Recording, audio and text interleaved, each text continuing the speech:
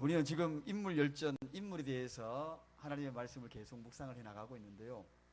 여러분들의 마음에 나는 좀 누구를 닮고 싶다, 그런 분 없으셨어요? 그냥 지나고 나니까 그 양반이 그 양반이고, 어떤 분이 그러잖아요. 내가 다시 태어나면은 정말 멋있는 사람하고 결혼할 거야. 그래서 젊은 사람들끼리 막, 젊은 여자들끼리 이야기하니까 지나가던 할머니가 콧방귀를 비 끼면서 다 그놈이 그놈이야 그러더래요. 그냥 여러분 마음속에 남는 분들이 없으세요? 한 사람 한 사람 소개될 때마다 정말 존경과 찬송과 박수를 보내고 싶은 그런 분이 없습니까? 오늘 제가 한 사람 소개할 때에 이분을 좀 한번 마음속에 한번 담아 보시기 바랍니다. 오늘 제가 소개할 사람이 누구일 것 같습니까? 느헤미야. 그래서 제가 오늘은 좀 많이 질문을 할 테니까요, 빨리빨리 대답을 해주시기 바랍니다. 만약에 빨리 대답이 안 나오시면은 한 사람에게 질문할 수도 있어요. 이러니 갑자기 번쩍 정신이 들지요. 때로는 설교가 또 문답식의 설교가 필요할 때가 있어요, 졸릴 때에는. 자, 이 느헤미야라 그랬습니다. 누구요? 눈빛을 맞추니까 더 크게 이야기하잖아요. 이 느헤미야라는 사람에 대해서 소개할 때에 이 느헤미야에 대해서만 제대로 우리가 또 모델을 삼으면은 우리 인생을 참 멋지게 살 수 있어요. 성경에 앞으로도 신약에 가서도 계속 많은 사람이 소개될 텐데, 어쨌든 우리가 그 사람을 닮아가는 게 참 중요합니다. 성경은 전체가 다 우리의 인생살이에 모델들을 등장시켜 가지고 오늘 오전에 말씀드린 그 말씀대로 이야기하면 아브라함처럼 축복의 그 사람 모델을 등장시켰고, 또 이 느헤미야를 통하여서 인생의 삶의 방향을 어떻게 살아갈 것인가, 또 어떤 결과물을 낳을 것인가에 대해서 나아갈 때는 이 느헤미야가 꼭 필요하다는 것입니다. 이 느헤미야는 그의 이름에 뜻이 있습니다.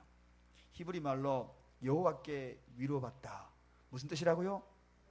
제가 느헤미야 그러면 여러분들은 여호와께 위로받다 한번 해봅니다. 느헤미야는 무슨 뜻이라고요?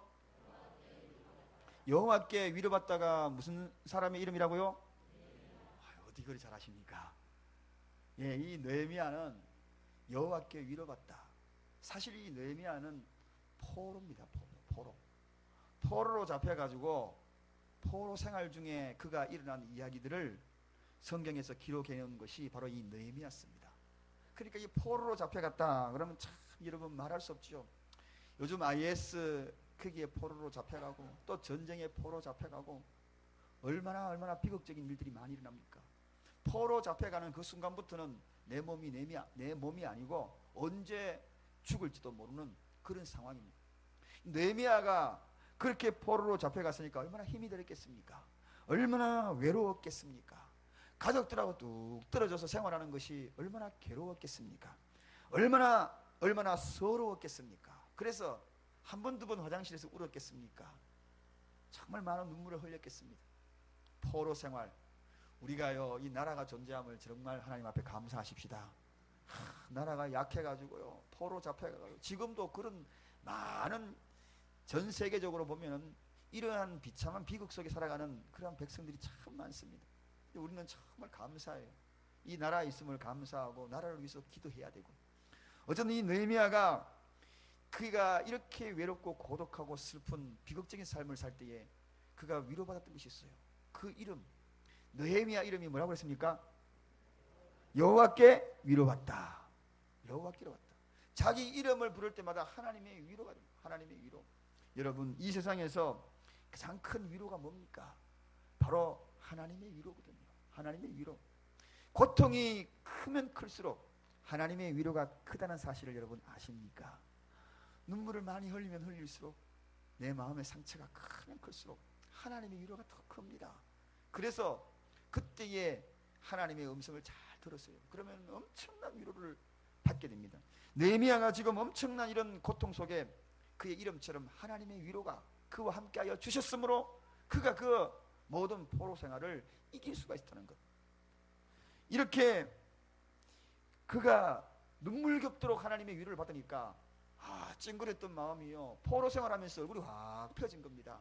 한 분 하나님의 위로를 여러분 받으시고 얼굴 한번 활짝 한번 펴보시겠습니까? 자, 활짝 한번 펴보십시다. 위로받은 얼굴을 서로 한번 볼까요? 위로받은 얼굴이 아니라 보니까 얻어맞은 얼굴인데요.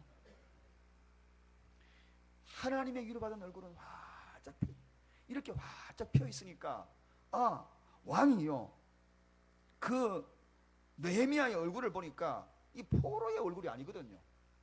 잡아와가지고 뭔가 일을 시키려고 하는데 포로 생활하는 사람의 얼굴이 그렇게 밝을 수 없으니까. 왜? 무엇 때문에? 하나님의 위로를 받고 있었기 때문에. 그래서 왕이 그 얼굴을 보면서 집중의 관심을 가집니다. 도대체 느헤미야라는 저 사람이 어떻게 저렇게 포로 생활하면서 얼굴이 저렇게 밝을 수 있을까? 얼굴이 저렇게 기쁨이 있을 수 있을까? 얼굴이 저렇게 감사가 넘쳐날까? 뭔가 모르게 다른 모습이 보이거든요. 그래서 그를 사랑하기 시작합니다. 계속 주의 깊게 봅니다. 그러다가 그를 들어서 유대 전체를 관할할 수 있는 총독으로 임명했다는 것입니다. 할렐루야. 여러분, 그래서 우리가 하나님의 위로 잘 받으면은요, 세상 사람들이 주목해서 봐요. 아무리 걱정 있고 염려 있어도, 고통이 있어도 여러분 하나님의 위로받은 자처럼 살아가시길 바랍니다. 그러면 왕도 두려워해요. 뭔가 저게 있다.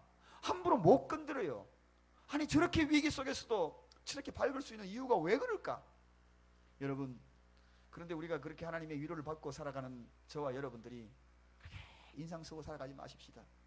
그러면은요, 세상 사람이 우리를 비웃어요. 예수 믿는 사람의 얼굴이 왜 저 모양이냐고. 세상 것임 다 짊어지고 가는 사람 같다고. 우리보다도 못하다고. 이런 이야기 들어서 되겠습니까? 오늘 하나님의 말씀으로 위로받고 느헤미야처럼 집으로 돌아갈 때에 집에 가가지고 그 위로의 보따리를 풀어놓으시기 바랍니다. 집에 가면 뭐 풀어놓을 곳이 있어야죠. 인상 쓰고 왔다가 아이고 피곤해라 그래가지고 오늘 또 목자 MT까지 있네. 아이고, 예배 끝나고 또 아이고 시간 또 늦어까지 어떻게 하나. 그 얼굴이 앞에서 보입니다 지금. 그런데 집에 가서 그러니까요, 풀어놓을 곳이 없어요. 하나님의 위로를 받고 은혜 받은 사람은 집에 가면 보따리를 풀어놓을 곳이 있어야 돼요. 풀어놓을 곳이. 그래가지고 그 위로를 막 나눠줘야지 집안 전체가 위로를 받지요. 집에 가가지고 오히려 더 오늘 내 교회 갔다 왔으니까 당신 알아서 혀 그러고 뒤로 벌렁 도 그러면은 위로가 아니라 짜증이죠. 짜증. 여러분, 오늘 바로 이 느헤미야가 유다의 총독이 되고, 그리고 그가 하나님의 성전과 무너진 성벽을 재건하는 위대한 그러한 총독이 됩니다.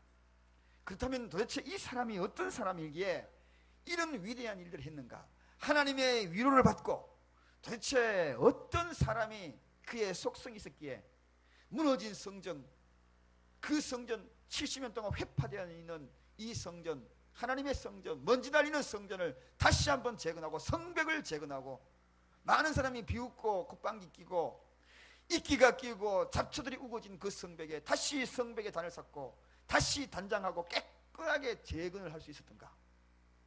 여러분, 여러분의 가정에 무너진 가정, 성전처럼 무너져 있는 여러분의 성벽들, 오늘 느헤미야처럼 하나님의 말씀으로 위로받고 다시 재건하시기를 주님의 이름으로 축원합니다. 다시 세워나가기를 주님의 이름으로 축원합니다. 그렇습니다. 여러분, 그러면 먼저 이 느헤미야의 특징이 있어요. 저도 이 느헤미야를 보면서 또 이 말씀을 묵상하면서 하나 배웠습니다. 그렇구나.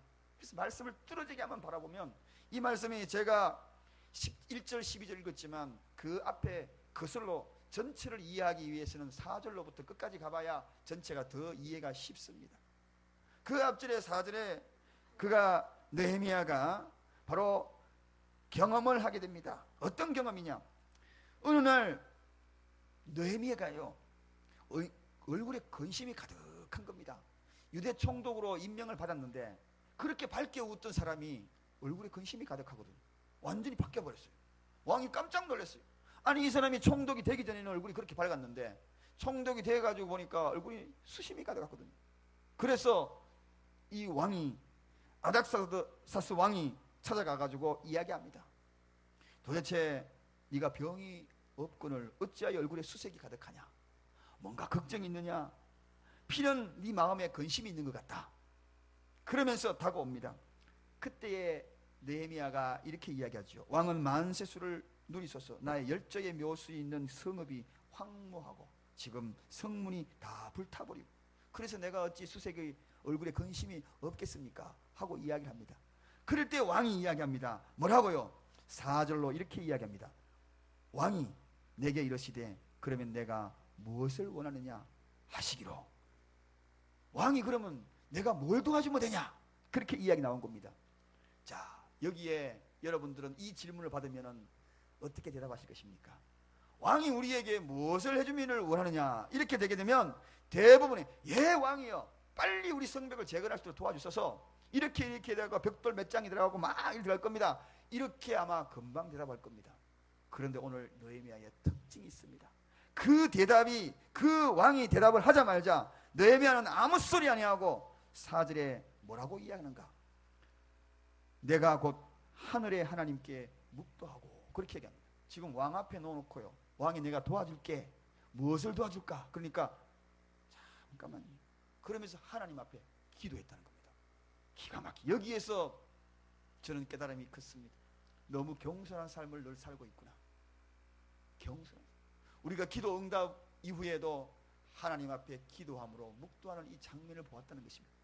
여러분에게 갑자기 어떤 사람이 내가 힘들어하고 그리고 고통스러울 때 내가 도와줄게 이렇게 이야기하면 아, 예, 도와주세요. 일반적으로 우리는 이렇게 나가지 않습니까? 그런데 그 도와준다는 그 소리조차도 잠깐만 기다리셔요. 내가 하나님 앞에 기도해 보겠습니다. 이렇게 하나님 앞에 묵도했다. 여기는 기도했다는 것입니다. 이 이야기는 다른 말로 바꾸면 모든 일에 하나님 앞에 다 아뢰는 믿음이었다는 것입니다. 할렐루야. 모든 일, 사사롭고 모든 일, 일반적으로 생겨나는 모든 일, 이거는 지금 일반적인 대화입니다. 대화 속에서도 하나님 앞에 물어보고 결정하더라는 것입니다. 기도하더라는 것입니다. 여러분, 참 기가 막힐 일입니다. 왕이 지금 앞에 이야기하다가 내가 지금 뭘 도와줄꼬, 그러니까 잠깐만요, 하나님 하고 하나님 앞에 기도하니까 이 당시에 왕은 거의 신적인 존재입니다. 여러분, 이 장면에서, 대화가 끊어지는 이 장면에서 무례함을 범하는 그러한 장면이에요. 엄청난 무례함이죠. 한참 여러분 어떤 사람하고 사업적인 거래하다가 잠깐만요, 대화하다 잠깐만 내가 한번 기도 한번 해보겠습니다. 잠깐만요. 그리고 여러분 기도한다 그러면 그 앞에 안 믿는 사람이 그 앞에 있으면 얼마나 그 사람이 쑥스럽고 얼마나 그 사람이 좀 무례한 것처럼 보입니까? 근데 지금 왕이라는 겁니다. 왕은 지금 내가 다 들어줄게 하는 그러한 이야기라는 것입니다. 지금 왕한테 말만 떨어지면 모든 게 다 될 수 있어요. 그럼에도 불구하고 하나님 앞에 물어보더라. 하나님 앞에 묵도하더라. 즉 하나님 앞에 기도하더라. 왕에게 의지하면 다 됩니다. 그러나 왕에게 대답하기 전에 먼저 하나님 앞에 모든 것을 아뢰는 것, 사사로운 것까지 하나님 앞에 아뢰는 이 느헤미야의 모습, 정말 존경스럽기까지 했습니다. 여러분, 우리는 급박한 상황에서 갑작스럽게 누가 도와준다 그러면 박수를 치고 좋아하지요. 그러나 그때도 여러분 하나님 앞에 기도하는 느헤미야를 닮으십시다. 할렐루야. 한 템포 늦추고, 그게 한 템포 늦추고 하나님 앞에 기도할 때에 하나만 응답받는 게 아니에요. 줄줄이 응답이 하나님 앞에 더 딸려오는 것입니다. 거기에 더 따라오는 놀라운 축복이 있어요. 그냥 우리가 아 하고 그냥 긴급하게 그 일들을 해나가면 따라오는 하나님의 복을 누릴 수 없어요. 사람이 도와주는 것밖에 누릴 수가 없다는 것입니다. 아닥사스다 왕만 도와주는 것, 그것밖에 누릴 수가 없어요. 그러나 그 순간에 하나님 앞에 묵도함으로, 즉 하나님 앞에 아뢰므로, 인간이 도와주는 것 차원이 아닌 하나님의 것까지 도와주는 놀라운 은혜가 있더라는 것입니다. 할렐루야. 이걸 제가 깨달았어요. 이 말씀을 듣면서 그렇구나. 사랑하는 여러분, 우리에게 마치 기도의 응답처럼 느껴지더라도 그 순간에도 마지막으로 하나님 앞에 그 사사로운 것까지 보고하고 나가는 저와 여러분이 되십시다. 사람도 그렇잖아요. 그 보고하는 이유가 왜 그렇습니까? 하나님의 존재감입니다. 여러분, 하나님의 존재감. 왕보다도 더 위대한 분이 있기 때문에 나는 그분의 결정에서 따르겠다. 하나님의 존재감을 부각시키는 겁니다. 왕 앞에서. 이게 믿음인 것입니다. 여러분, 이럴 때가 많이 있죠. 저희 할머니는 이야기를 많이 해주면 참 좋아하셨어요. 그래서 제가 손들어가 할머니 옆에 가면은 어깨 주물주면서 할머니 그렇지요 저렇지요 그렇게 자상하게 이야기를 해드리면요 너무 좋아하셔요. 그러면 어이구 내 강생이, 어이구 내 강생이 하고 있다가 갑자기 뭔가 부시럭부시럭 소리 나요. 그러다가 이렇게 가지고 민망할 정도로 자꾸 이렇게 바지 틈에 들어가다가 뭐가 쑥 잡아내요. 그러다가 거기 보니까 복조리 같은 거 하나 쑥 깔려 나와요. 끈이 이만큼 붙어가지고 싹 열어가지고 1,000원짜리, 2,000원짜리, 이렇게 1,000원, 2,000원 모아놨던 것 같은 꼬깃꼬깃 했던 것 갖다가 몇 장을 주셔요. 몇 장을 주셔요. 사사로운 거 보고 하면은요, 이야기 놀아주는 것으로 칭찬받는 게 아니고 요 속에 감춰준 거요, 쑥 끄잡아내는 겁니다. 여러분, 그뿐만 아니에요. 며느리들이 반찬 아무리 잘해도 어떤 데는 시어머니보다 더 잘할 때가 있어요. 잘할 때가 있어요. 그렇죠. 자기가 나름대로 연구하고 잘할 때 있어도 어머니요, 여기 고춧가루 얼마나 더 넣을까요? 알고 있어요, 며느리가. 어머니보다 더 잘해요, 시어머니보다. 그래 물어보면은 시어머님이 뿌듯한 거예요. 존재감이에요, 존재감. 야, 시어머니를 인정해 주는구나. 이 존재감이 딱 들어가면, 야야, 거기 고춧가루 2스푼만 넣어라. 그러면 실제로는 3스푼이야. 그래 하고 2스푼을 넣고 뒤돌아서서 모르는 척하고 안 볼 때 1스푼 더 맛을 낼 수 있어요. 그 존재감을 인정해 줄 때에 거기에서는 며느리 자랑, 며느리 이쁨, 이거 다 받는 겁니다. 여러분, 왜 아닥사스다 왕 앞에서 다 해준다 그래도 이 느헤미야가 아이고 알겠습니다라고 바로 받아들이지 않았을까요? 하나님의 존재감. 하나님은 이미 다 알고 있어요. 성벽이 무너지고 성전이 무너진 거 다 알고 있습니다.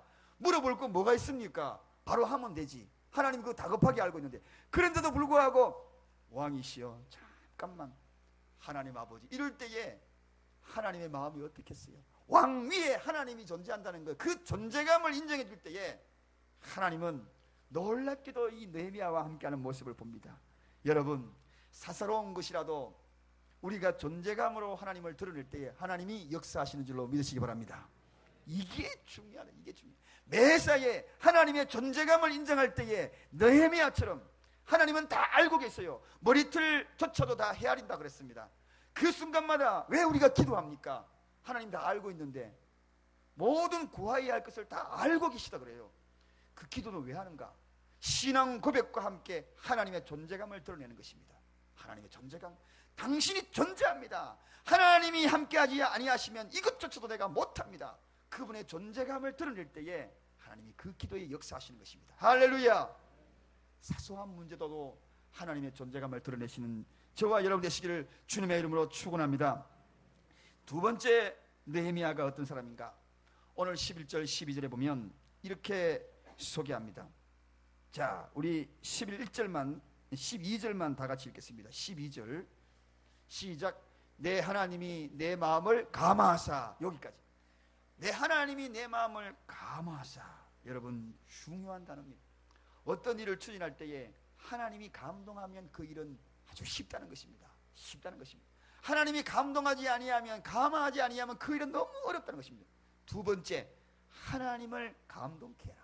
하나님의 감동케 하는, 하나님이 나를 감동케 하여서 내가 그 감화만 될 수 있다면 그 일은 척척입니다. 그런데 하나님의 감동이 없는 그 일을 하면 너무너무 힘들어요. 너무너무 고통스러워요. 내가 그 일을 추진할 때마다 어떻게 하면 하나님을 감동시킬까? 하나님이 감동이 되면 그 일은 너무 쉬운 겁니다. 하나님이 그 일에 개입하시는 것입니다. 할렐루야. 여러분, 경험을 앞세우고 미리 판단하여서 결정을 하고 할 때마다 그 모든 일들의 중요성은 알고 있습니다. 그러나 모든 일들의 영성이 육성을 지배한다는 사실을 꼭 기억하시기 바랍니다. 내가 아무리 노동으로 육체적인 그런 일을 하더라도 그 위에 영성이 있다는 사실을 꼭 기억하시기 바랍니다. 그래서 하나님의 감화, 하나님의 영의 감화, 다른 말로 성령의 감동, 이것이 우리가 있어야 하는 것입니다. 그래서 우리 찬송가 이런 찬송이 있지 않습니까? 성령이여 강림하사 나를 감화하시고 예통하는 나의 마음에 성령 충만하소서. 아멘. 그래서 성령이여 강림하사 나를 뭐라고요? 감화하시고. 성령이 나에게 감화하시면 일이 쉬워요. 그런데 성령의 감화가 없으면 그 일이 어려워요. 우리가 2015의 비전을 놓고서 계속 기도하고 있지만 성령의 감화가 없으면 어려워요. 그래서 성령의 감화가 있기를 우리가 기도하고 고대하면서 그분께 나가야 되는 것입니다. 할렐루야. 성벽을 재건하고 무너진 성전을 재건하고 그 가운데에 하나님의 마음이, 성령이, 하나님의 영이 감화하니까 그 일들이 너무너무 쉽게 진행이 되는 것을 보게 되더라는 것입니다. 마음이 답답하십니까? 하는 일마다 왜 그렇게 풀리지 않는 건가? 그 이유는 성령의 감화가 없어요. 하나님의 영이 감동이 없어요. 그러니까 그 일이 너무 힘든 거예요. 인생의 승리의 비결 중에서 우리 믿음의 사람의 가장 큰 비결은 성령의 감동이 있어야 합니다. 감동이 있어요. 성령의 감동의 능력에 사로잡히는 것은 성령의 개입만 되면, 하나님의 개입만 되면 그 일들은 아주 쉽게 척척 풀려가는 것을 보게 되거든요. 이 느헤미야가 바로 하나님께서 마음을 감화시키는 그 순간부터 일이요 축척 풀려가기 시작합니다. 너무너무 쉽게 그 일이 진행되기 시작합니다. 포로로 잡혀갔던 그 사람을 손을 통해서 고국의 성벽이 세워진다는 것은 있을 수 없는 일입니다. 왜냐하면 고국의 성벽이 세워지면 그 나라가 다시 부강해져 가지고 정복한 나라에게 대항할 거 아닙니까? 그래서 가면 갈수록 무너뜨립니다. 그럼에도 불구하고 역으로 그 포로된 나라의 성벽을 재건해 준다는 것은 이건 대단한 하나님의 은혜가 아니면 일어날 수가 없는 상황이 지금 벌어지고 있다는 것입니다.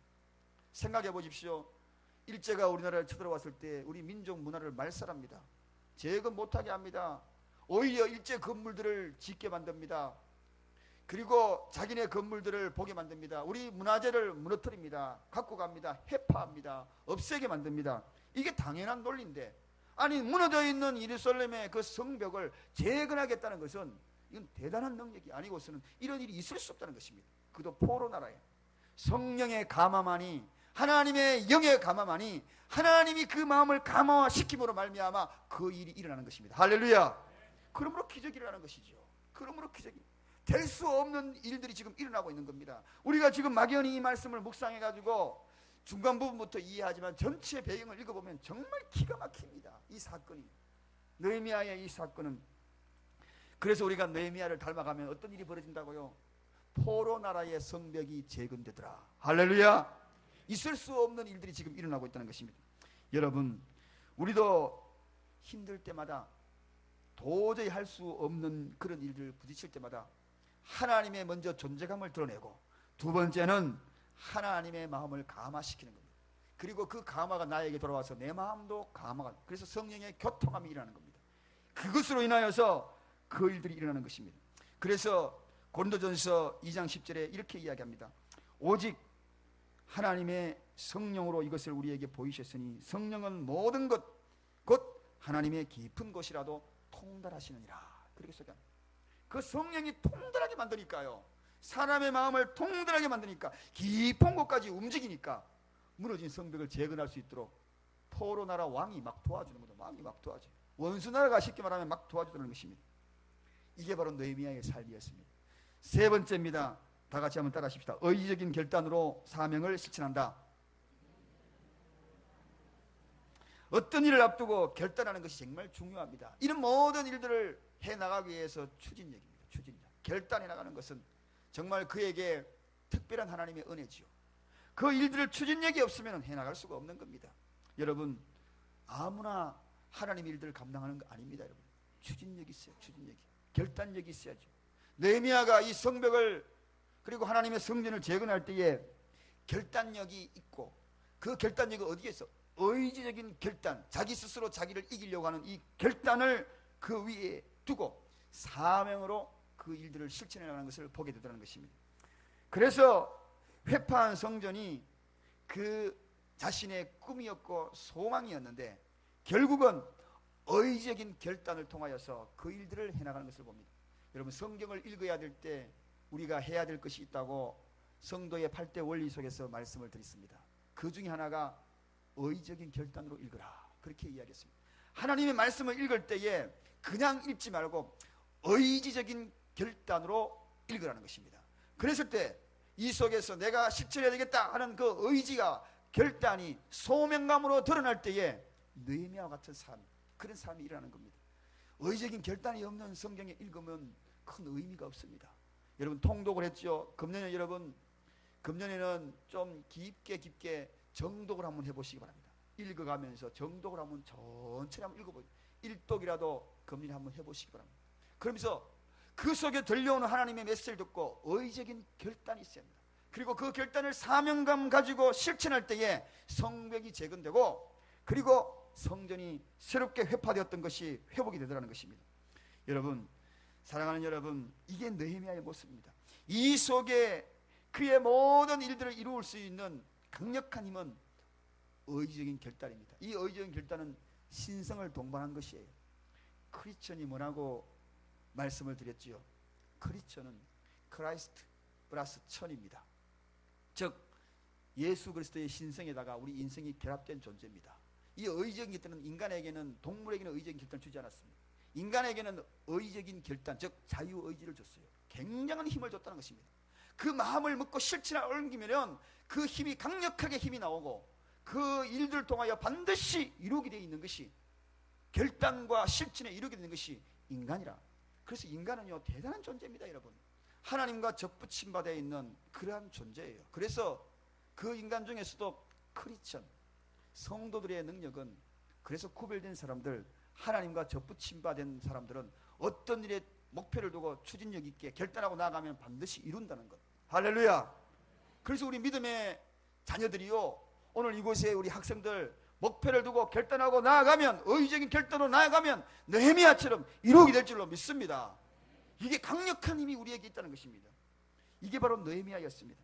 그러니까 포로로 있는 그가 하나님의 위로를 받고, 그리고 하나님 앞에 사사로움까지 다 아뢰는 믿음으로 하나님의 감동을 입고 의적인 결단으로 추진력 있게 나아가니까, 사명감을 가지고 나아가니까 회파되었던 예루살렘 성전이, 고국의 성벽이 재건되는 놀라운 역사를 이루었다. 저는 오늘 이 말씀을 전하면서 느헤미야를 바라보면서 우리도 느헤미야를 한번 잘 닮았으면 좋겠습니다. 느헤미야가 갖고 있는 그러한 사상과 철학과 신앙을 좀 본받았으면 좋겠습니다. 사사로운 것까지 하나님 앞에 다 한번 아뢰어 보십시다. 하나님의 존재감을 드러내시기를 주님의 이름으로 축원합니다. 그분은 몰라서 그런 것이 아닙니다. 다 알고 있습니다. 기도는 하나님의 존재감을 드러내는 것입니다. 하나님의 감동을 입은 사람이 되시기를 주님의 이름으로 축원합니다. 의적인 결단으로 사명을 실천해 나가는 그러한 저와 여러분이 되시기를 주님의 이름으로 축원합니다. 우리 옆 사람에게 한번 기도하십시오. 인사하십시다. 느헤미야를 한번 닮아 봅시다 하고 인사합시다.